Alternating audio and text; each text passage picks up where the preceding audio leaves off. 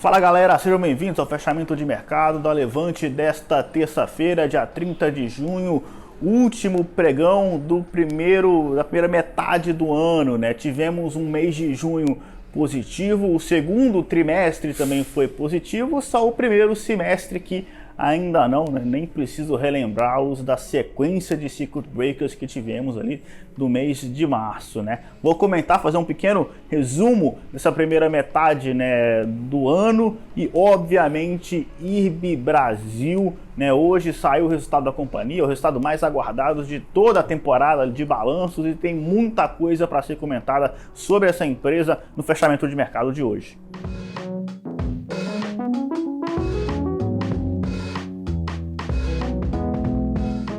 O pregão de hoje não tem nem muitas notícias, né? Uma queda ali de 0,7%, muito mais impulsionado, na verdade, por uma virada de humor, né, nas bolsas internacionais. A gente está tendo ali algumas explosões, mini explosões pandêmicas ali nos Estados Unidos, em alguns estados específicos dos Estados Unidos. Ao mesmo tempo isso, né, se contrapõe ali com uma esperança de uma vacina que eu comentei no fechamento de mercado de ontem. E aí, né, a gente encerrou o mês de junho ainda com a alta muito expressiva, quase 10%. Se pegar o segundo trimestre, já são quase 30% de alta, uma alta expressiva. E se pegar o primeiro semestre inteiro, aí sim uma queda, né, de aproximadamente 18%, muito por causa ali daquela queda de 30% só no mês de março, né?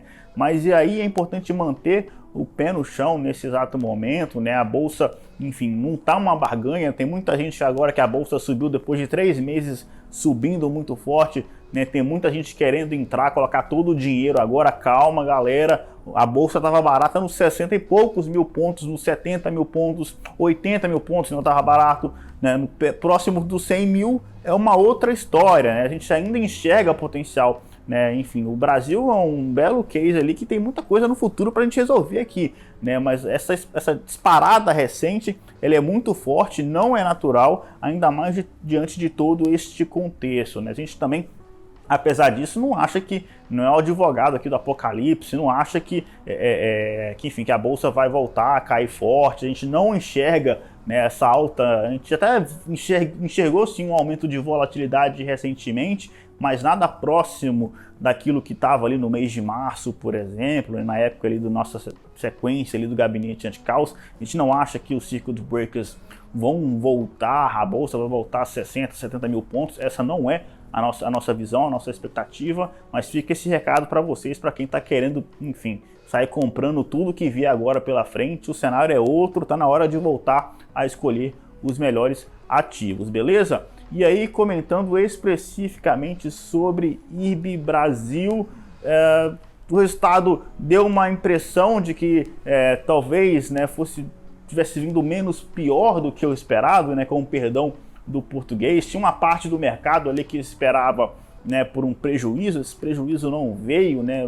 O lucro, claro, caiu 92%, uma redução significativa, mas nada que, enfim, que destruísse o todo operacional da companhia. Mas isso aí a gente já vem falando há algum tempo, né? O grande problema de IRB Brasil não é o operacional, mas o reputacional, né? A própria Petrobras passou por um problema parecido com isso, e quando a nova gestão da Petrobras assumiu, não sei se vocês vão lembrar, mas cada gaveta, cada armário que abria era um cadáver novo, né, para colocar dessa forma. E o caso de IRB Brasil está parecido, né? A gente tinha falado no nosso E Eu Com Isso de hoje que, apesar desse resultado, enfim, da empresa, né, ela colocou por escrito que de fato encontrou fraudes, né, na gestão passada. Isso trouxe um certo ar de esperança de que a nova gestão traria, né, um pouco mais de transparência, mas ressalvamos a importância, né, de prestar atenção na teleconferência de resultados que aconteceu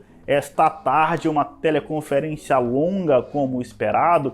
Do lado positivo, pelo menos, os diretores ali, os executivos ficaram, né, respondendo o máximo de perguntas possíveis, mais de 2 horas ali de teleconferência, dezenas e dezenas de perguntas. Mas qual que é o problema, né? O que aconteceu com a reação das ações no meio do pregão de hoje, né? É até interessante, porque é muita volatilidade, o próprio mercado não sabia direito como reagir aos dados, o mercado estava esperando muito a teleconferência também, né? A empresa chegou a abrir e caiu mais de 5%, logo depois que caiu mais de 5%, entrou em leilão, depois que entrou em leilão já voltou virando, recuperando a queda inteira e virando para alta, logo depois que virou para alta caiu de novo e ficou nesse vai e vem de sobe e desce o dia inteiro ali, próximo à estabilidade sempre, mas subindo e caindo o tempo inteiro. Então muita volatilidade em cima de IRB Brasil e o mercado esperando pela teleconferência que veio e aí frustrou a grande maioria do mercado, né? Essa é a grande verdade. Os ouvintes, né, os analistas, os investidores fizeram várias perguntas e os diretores, os executivos, né, demonstraram que sim, eles estão bem intencionados, estão tentando sim fazer a coisa certa, mas eles ainda estão pouco perdidos, tentando entender a nova realidade da companhia, né? Quando a gente perguntava, como por exemplo, né, sobre visibilidade futura, sobre alguns indicadores, sobre ROI, por exemplo, né, eles falavam que eles iam fazer o dever de casa, ia voltar com novas informações, ou seja, né, o que a gente queria, o que a gente precisava de verdade, no caso de IRB Brasil, que é visibilidade no futuro, não teve. A teleconferência de resultados serviu para mostrar que a diretoria está bem intencionada, mas que existe ainda muito trabalho a ser feito pela frente, né? E aí, durante a teleconferência, foi aí que as ações despencaram, né? Caíram mais de 10% durante a teleconferência. Nesse exato momento ali está em leilão de fechamento, né? Está cerca de 12% de queda. Então o buraco de IRB Brasil é um pouco mais embaixo, né? De novo, o problema não é operacional especificamente. A empresa ainda é muito forte, ainda é líder de market share no seu setor, 40% de market share, uma empresa muito forte, mas essa reputação demora a voltar. Os próprios novos executivos na companhia ainda estão pegando aí a situação atual de IRB Brasil, não descarta a possibilidade de novos esqueletos, né? Então, assim, esse misto de teleconferência sem responder diretamente as perguntas, sem dar visibilidade, torna o case de IRB Brasil mais do mesmo da situação como estava antes, né? Uma companhia ainda complicada, talvez os escândalos não tenham acabado, e sem visibilidade futura, a grande verdade é que o case de IRB Brasil vira uma empresa arriscada, onde a gente não consegue prever o que vai acontecer. Então, como que a gente recomenda uma empresa dessa, né? Não tem como, a gente continua de fora da companhia. A própria Oi, por exemplo, seria uma empresa que estaria à frente de IRB Brasil, porque a Oi já sabe o que ela precisa fazer, já tem executivos lá na companhia que sabem o que a Oi precisa fazer para se recuperar. Então a própria Oi já está na frente de IRB Brasil, é uma situação complexa. Para quem gosta da empresa de IRB Brasil ainda, né, sem dúvidas a ação caiu bastante, pode ser uma oportunidade, mas é importante lembrar, gente, a volatilidade está muito alta. É sempre assim daqui para frente. IRB Brasil ou vai dar uma disparada ou vai dar uma despencada. Não existe essa de pequenos movimentos como o IRB Brasil e a gente não tem muita visibilidade. Então, muito cuidado para quem quer investir na empresa mesmo assim, coloca pouco dinheiro, porque a situação de IRB Brasil é complicada, né? Tem solução sim, né? Mas o trabalho é longo, é de longo prazo. Não adianta comprar a empresa agora e achar que daqui a algumas semanas, alguns meses, a empresa vai voltar ao patamar que estava, vai todo mundo esquecer o que aconteceu. Não é assim que funciona, o buraco é mais embaixo. A gestão nova está tentando fazer o trabalho certo, mas o buraco a gente percebeu na teleconferência que é mais embaixo, beleza? Último recado aqui embaixo.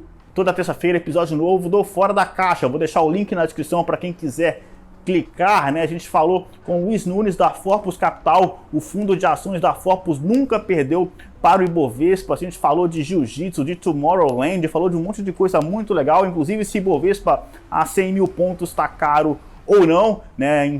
Enfim, uma discussão muito real, muito atual. Então vou deixar o link aqui embaixo para quem quiser escutar. No mais, um forte abraço, valeu, até mais.